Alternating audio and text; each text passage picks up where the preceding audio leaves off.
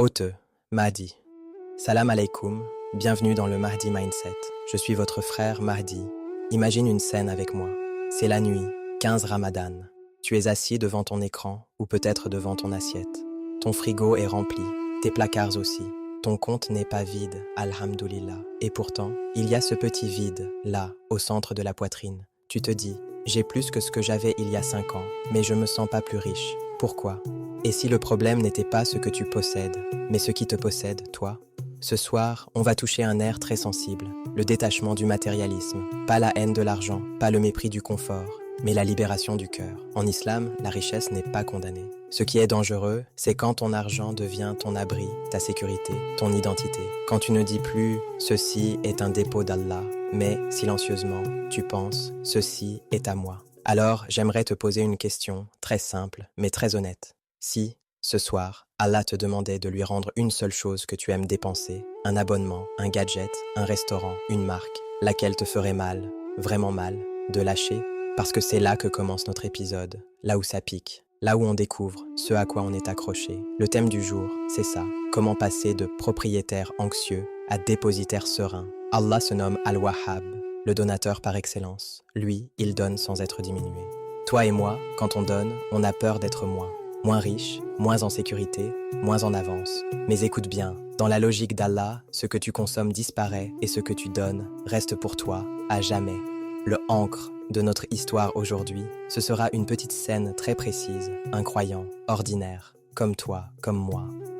Il s'assoit un soir de Ramadan, ouvre son application bancaire, il regarde une somme qu'il aime garder au cas où. Et il entend dans son cœur ce verset « Vous n'atteindrez jamais la vraie piété tant que vous ne dépenserez pas de ce que vous aimez ». Il hésite. Son doigt tremble au-dessus du bouton « Confirmer ». Et il murmure « Ya Wahhab, tu es le propriétaire, pas moi ». Ce simple clic va devenir pour lui un tournant spirituel. Pas parce que le montant est énorme, mais parce qu'il a donné là où ça tenait son cœur. Dans cet épisode, on va marcher avec lui. On va voir comment un geste de sadaqa, fait consciemment, peut briser la peur, purifier l'attachement et transformer ta richesse en preuve pour toi, pas contre toi. Reste avec moi, on va entrer dans cette histoire et peut-être ce soir écrire la tienne. Hôte, Mahdi, imagine cette scène, le même croyant. Il a cliqué, l'argent est parti, la notification s'affiche, donne effectuée avec succès. À l'extérieur, rien n'a changé. Le salon est le même, le téléphone est le même, la somme sur son compte a diminué, c'est tout. Mais à l'intérieur, quelque chose vient de bouger. Tu sais, le matérialisme, ce n'est pas juste aimer l'argent, c'est plus subtil. C'est quand ton cœur s'accroche à ce que tu possèdes, comme si ta sécurité, ta valeur, ton futur étaient enfermés dans un chiffre, un objet, un statut. Le problème, ce n'est pas la maison, ni le salaire, ni le compte épargne. Le problème, c'est quand ces choses deviennent le coussin sur lequel ton cœur s'endort, au lieu de s'appuyer sur Allah. Le matérialisme, c'est une sorte de colle invisible. Tu ne la vois pas, mais elle colle ton cœur à ce monde, et elle le rend lourd, très lourd. Reviens à notre frère. Quand il a donné, il n'a pas juste déplacé de l'argent d'un compte A vers un compte B. Il a coupé un fil qui attachait son cœur à cette somme précise, ce petit « au cas où » qu'il regardait parfois comme un refuge. En murmurant « Ya Wahhab, tu es le propriétaire, pas moi », il a renversé la logique. Avant, l'argent était le refuge, Allah était le concept. Là, doucement, Allah redevient le refuge et l'argent redevient un outil. Spirituellement, qu'est-ce qui se passe ? D'abord, il y a une petite douleur. Tu la connais peut-être. Ce micro-serrement dans la poitrine quand tu donnes quelque chose que tu aimes vraiment. Ce n'est pas un mauvais signe. Au contraire. C'est la preuve qu'il y avait un attachement et que tu es en train de l'arracher. Comme quand on enlève une écharde de la peau. Ça pique un peu, mais tu sais que tu es en train de te libérer. Le prophète a dit que la vraie piété, c'est quand tu dépenses de ce que tu aimes. Pourquoi ce que tu aimes ? Parce que c'est précisément là que la colle est la plus forte. Quand tu donnes ce que tu n'aimes pas, tu fais du tri. Quand tu donnes ce que tu aimes, tu fais du tazkiya. Tu nettoies ton cœur. Observe ce qui se passe après le don. Notre frère ferme l'application. Il ressent un mélange étrange, un peu de vertige et une douceur nouvelle. La peur murmure encore. Et si tu en as besoin plus tard ? Et si ? Mais, en face, quelque chose de plus profond répond. Ce que j'ai donné est en sécurité. Ce que je garde est incertain. C'est ça, le retournement spirituel. Tu passes d'une vie où ton cœur surveille en permanence ce qui est dans ta main, à une vie où ton cœur se repose sur ce que tu as confié à Allah.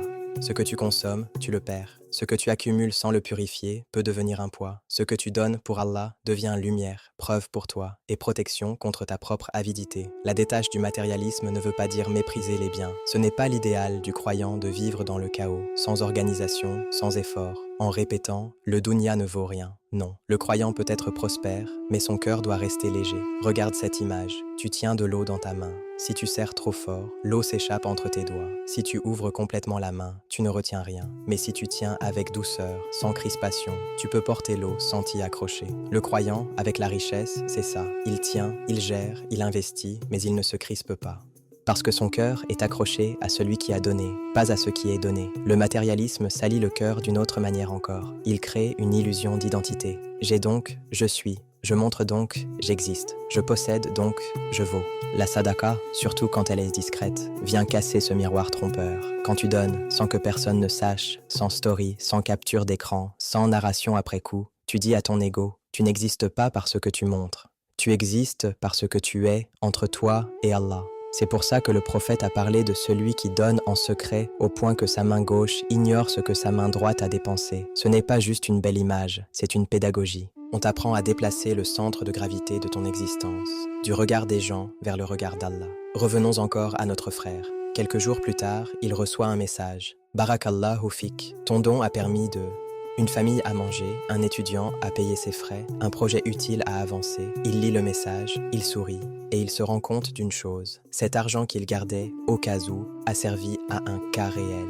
Pas un scénario imaginaire de peur, mais un besoin concret, ici et maintenant. À ce moment-là, il comprend un des secrets de la détache. Quand tu sors l'argent de la prison de ta peur, Allah le libère pour qu'il devienne miséricorde pour quelqu'un d'autre et purification pour toi. La détache du matérialisme, ce n'est pas un concept théorique. C'est une éducation du cœur, millimètre par millimètre. Chaque fois que tu donnes, une somme que tu aimais garder, un objet auquel tu tenais, du temps que tu voulais protéger, tu fais un micro-décollage. Ton cœur se détache un peu du sol. Il devient plus disponible pour le dhikr, plus sincère dans la salate, plus léger dans les épreuves, moins jaloux des autres, moins inquiet de demain. Parce que, petit à petit, il apprend une phrase simple. Ce n'est pas ce que je possède qui me protège, c'est celui qui me possède, moi. Alors aujourd'hui, quand tu donneras de ce que tu aimes, ne le fais pas en mode automatique. Vois la scène depuis l'invisible. Les chiffres bougent sur l'écran, mais en réalité, c'est un morceau de peur qui se décroche de ton cœur. C'est un témoignage qui est écrit pour toi dans ton livre, un jour où tu auras besoin de chaque preuve. Et peut-être qu'au moment où tu donneras, les anges diront, comme dans le hadith, « Ô Allah, donne à celui qui dépense un successeur. Tu n'es pas en train de perdre, tu es en train de te libérer. » Hôte m'a dit, imagine un soir de Médine. La chaleur est tombée, la poussière aussi.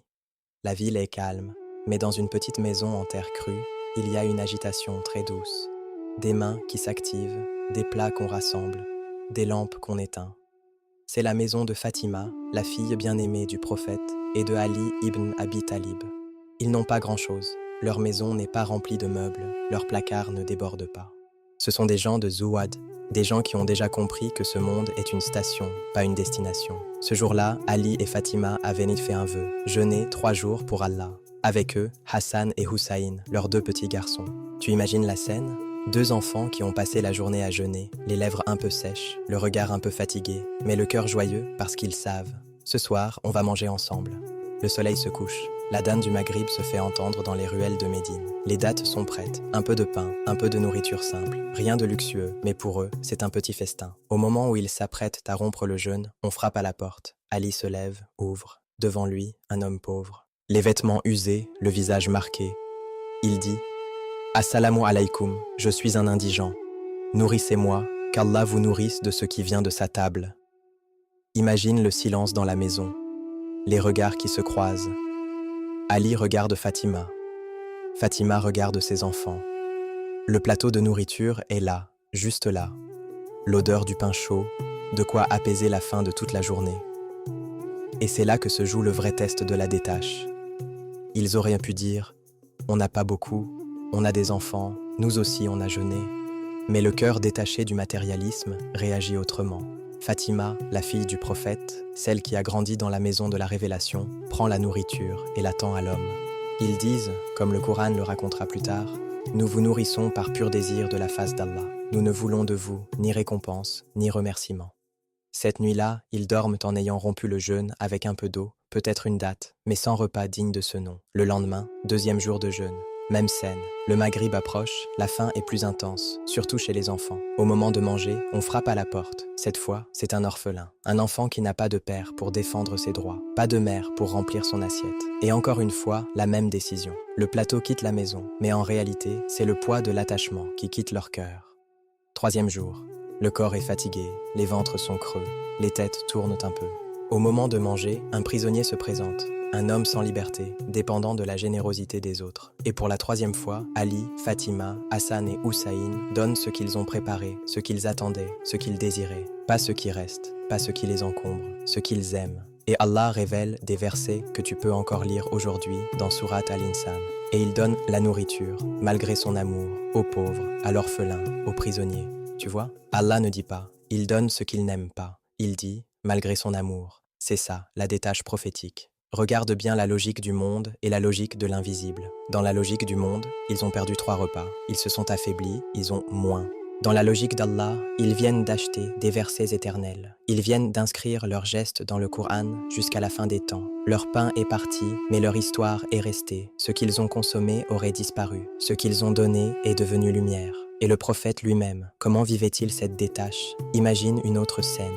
Une fois, on lui apporte un mouton. De la viande, une vraie richesse dans cette société. Aïcha, radiyallahu anha, commence à distribuer. Elle donne aux voisins, aux pauvres, aux gens de la mosquée. Plus tard, le prophète rentre et lui demande « Qu'est-ce qu'il en reste ?» Aïcha répond « Il ne reste que l'épaule. » C'est-à-dire, on a tout donné. Il ne reste qu'un petit morceau pour nous. Le prophète corrige la perception. Il lui dit, avec ce regard qui voit l'invisible, « Non, tout est resté, sauf l'épaule. » Ce que tu crois avoir gardé est en réalité ce qui disparaît dans la digestion, dans le temps, dans l'oubli. Ce que tu donnes, c'est ce qui reste dans ton livre, dans ta balance, dans ta rencontre avec Allah. Tu vois le point commun entre la maison de Fatima et la parole du prophète à Aïcha. C'est le même renversement intérieur que le hadith résume. La sadaqa ne diminue pas la richesse. À l'échelle du compte bancaire, oui, le chiffre baisse. À l'échelle de la réalité ultime, ta vraie richesse augmente, en protection, en baraka, en lumière dans le cœur, en preuve pour le jour où tu seras interrogé sur comment tu as dépensé. Alors aujourd'hui, quand tu hésiteras à donner de ce que tu aimes, souviens-toi de 2 images. Un petit garçon à Médine, Hassan ou Hussein, qui a faim mais qui regarde son père donner le repas à quelqu'un d'autre et qui apprend très jeune que la sécurité ne vient pas de l'assiette, mais d'Allah. Et une femme, Aïcha, qui croit avoir tout donné sauf l'épaule. Et un prophète qui lui apprend à inverser la phrase « Non, tout est resté, sauf ce que nous avons gardé pour nous. » Dis-toi, ce que je le garde pour un monde qui s'en va. Ce que je donne, je l'envoie vers un monde qui ne finit pas.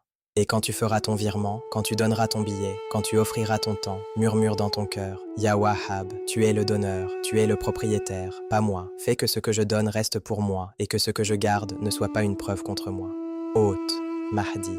Imagine, la nuit du 15 Ramadan, tu éteins ton téléphone, tu fais ton petit virement de Sadaka ou tu glisses un billet dans la main de quelqu'un sans rien dire. Pour toi, c'est une notification de moins sur l'appli bancaire, un chiffre qui baisse, un geste discret que personne ne voit. Mais dans l'invisible, au même moment, il se passe autre chose. Les anges, ceux qui se relaient à Fajr et à Asr, ceux qui ne désobéissent jamais à Allah, sont témoins. Le prophète nous a décrit 2 anges qui chaque matin font une invocation. L'un dit « Ô Allah, donne à celui qui dépense un remplacement. » Et l'autre dit « Ô Allah, donne à celui qui retient une destruction. » Toi, tu vois un virement. Eux, ils voient une réponse à leur dua. Maintenant, projette-toi plus loin. Le jour où ton corps sera descendu dans la terre, quand les mains qui aujourd'hui tiennent la carte bancaire seront croisées sur ta poitrine, quand le compte sera toujours ouvert, mais que toi, tu ne pourras plus rien transférer. Les anges viendront te faire asseoir dans la tombe. Ils poseront les questions que tu connais déjà. Qui est ton Seigneur? Quelle est ta religion? Qui est ton prophète? Mais il y a une autre réalité qui se joue en coulisses. Tout ce que tu as donné va commencer à prendre forme. Une aumône que tu as faite en cachette peut apparaître comme une ombre fraîche dans la chaleur de la tombe. Un virement que tu as fait alors que tu avais peur pour ton budget peut devenir une lumière qui élargit ton espace au lieu qu'il se resserre. Ces gestes que tu croyais petits, les anges les ont écrits. Ils ne sont pas perdus dans l'historique de ta banque. Ils sont archivés dans le registre de ta vie. Les anges sont témoins du jour où tu as donné de ce que tu aimais, pas juste de ce qui te restait. Ils ont vu la petite lutte intérieure avant de cliquer sur « Confirmer ». Ils ont entendu le soupir, la peur du lendemain et la phrase que tu as murmurée « Ya Wahhab, tu es le propriétaire, pas moi ». Rien de tout cela n'est invisible pour eux, et plus loin encore que la tombe, il y a le jour du jugement. Ce jour-là, on ne te demandera pas la taille de ton salaire, mais ce que tu as fait de la part qui t'a été confiée. Les hadiths nous disent que les pièces de l'être humain ne bougeront pas avant qu'il ne soit interrogé, entre autres, sur sa richesse. Comment il l'a gagnée et comment il l'a dépensée. Ce jour-là, ton argent ne parlera pas avec des chiffres, il parlera avec des formes. Ce que tu as accumulé sans droit peut apparaître comme un fardeau, un poids sur ton dos. Ce que tu as gardé par peur peut se transformer en regret. Si seulement j'en avais donné une partie. Mais ce que tu as donné, surtout quand personne ne regardait, peut apparaître comme des montagnes de récompenses, des ponts à traverser, des ombres pour te couvrir quand le soleil se rapproche. Les anges seront appelés comme témoins. Ils diront « Seigneur, ce serviteur a donné ce jour-là, alors qu'il avait peur, mais il t'a fait confiance. Il a préféré l'invisible à ce qu'il tenait dans sa main. Et Allah, Al-Wahhab, ne déçoit pas ceux qui ont mis leur sécurité dans sa promesse. Alors ce soir, quand tu donneras, ne vois pas seulement le mouvement d'un chiffre. Vois la scène complète, un ange qui note, un futur toi, dans la tombe, qui aura besoin d'ombre et de douceur, un jour de résurrection où cette sadaka reviendra vers toi sous une forme que tu ne peux pas imaginer, mais dont tu auras un besoin vital. Détachement de la matérialité, ce n'est pas mépriser l'argent. Hôte, Mahdi. Le prophète n'a pas seulement parlé de détachement, il l'a incarné dans les petits gestes de la vie quotidienne. Un jour, on lui apporte un mouton, on le découpe, on en distribue des parts à droite, à gauche, aux voisins, aux pauvres, aux gens de passage. Aïcha radiallahu anha regarde ce qu'il reste, et on lui dit « Il ne reste plus que cette épaule ». Le prophète répond alors, avec cette lumière dans les mots « Non, tout est resté, sauf cette épaule ». Ce qu'il voulait dire, c'est que tout ce qui a été donné est en réalité ce qui est gardé auprès d'Allah. Ce qui reste dans l'assiette, c'est ce qui disparaît. Voilà sa pédagogie, il renverse la logique. Pour lui, ce qui sort de ta main pour Allah devient ta vraie propriété. Alors, comment imiter un peu de cette sunna aujourd'hui, toi, dans ton ramadan, dans ta ville, avec ton compte bancaire et tes habitudes modernes? Je vais te proposer une action très concrète, très simple, mais très exigeante pour le cœur. Choisis une chose sur laquelle tu aimes vraiment dépenser, pas ce qui t'est indifférent, ce que tu attends, ton café préféré, ton dessert du soir, ton abonnement de confort, ce petit plaisir que tu t'accordes sans même réfléchir. Repère-le, mets-lui un nom, et aujourd'hui, prends l'équivalent d'une unité de cette dépense et redirige-la en sadaka. Avant de donner, arrête-toi, respire et dis doucement « Ya Wahhab, tu es le propriétaire, pas moi ». Puis fais le transfert, dépose la pièce, donne le billet, offre ce repas, mais fais-le avec cette intention. Je ne perds rien, je déplace simplement mon bien d'un compte fragile à un compte éternel. C'est cela, la sunna du prophète dans ta vie. Transformer un mouvement banal d'argent en un acte de foi profonde. Et si tu veux raffiner encore plus, fixe-toi un montant précis de sadaka pour aujourd'hui, même petit, mais clair. Donne avant de manger ce soir, même si c'est symbolique. Que ta main s'ouvre avant que ta bouche ne goûte. Tu verras alors que le détachement ne commence pas le jour où tu deviens riche ou le jour où tu renonces à tout. Il commence le jour où tu dis sincèrement « Mon argent n'est pas moi, je ne suis qu'un dépositaire ». Et ce jour-là, la peur de manquer commence à reculer et la confiance en Al-Wahhab commence à grandir. Hôte, Mahdi. Alors, si on devait résumer ce 15e jour en une image, ce serait celle-ci. Ton cœur au milieu d'un marché. Autour de lui, des vitrines, des chiffres, des factures, des envies, des paniers remplis. Mais ton cœur, lui, refuse d'être à vendre. L'argent passe entre tes doigts, les dépenses se font, les virements s'enchaînent. Mais toi, tu restes dépositaire, pas prisonnier. Tu as appris aujourd'hui que la vraie question n'est pas « Ai-je beaucoup ou peu d'argent ?» La vraie question c'est « Qui commande qui ?» Mon cœur commande mon argent ou mon argent commande mon cœur. Le détachement, ce n'est pas fuir la richesse, c'est refuser de donner à la richesse le trône de ton cœur. Et la sadaka, c'est ce petit geste qui, répété, vient gratter doucement les chaînes de l'attachement jusqu'à ce qu'elles se brisent. Tu as redirigé une dépense que tu aimes. Tu as dit « Ya Wahhab, tu es le propriétaire, pas moi ». Et ce simple mouvement a inscrit quelque chose dans l'invisible. Ton argent témoigne que tu sais qu'il ne t'appartient pas vraiment. Maintenant, on va sceller ce jour avec une dua que le prophète faisait lui-même, parce qu'il savait que la richesse peut être un pont ou un piège. Répète avec moi ou laisse simplement ton cœur répondre.